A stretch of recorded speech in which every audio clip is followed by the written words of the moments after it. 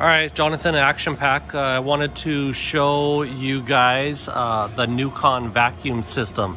It's a popular attachment that we offer for all of our MU109 coffee scales. You can see we have several of them ready to go here. So the vacuum is a great way, great economical way to get the coffee bean and coffee ground from the floor up to the top of the scale. It's a popular add-on. This is a custom stand here for a different customer, but I thought I'd show you all what we do. So we on our MU109 will supply this plate, and we'll supply the hardware for that plate to mount. We also provide an air tee, which will regulate, give the vacuum the 40 psi or 50 psi, depending on what we need. So we include those two things. And you can see this vacuum hose and the wand, you just stick into whatever you have your coffee beans in.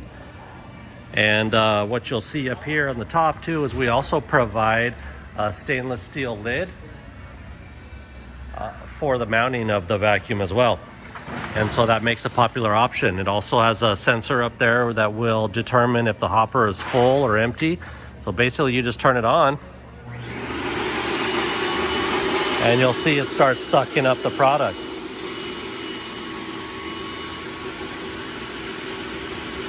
And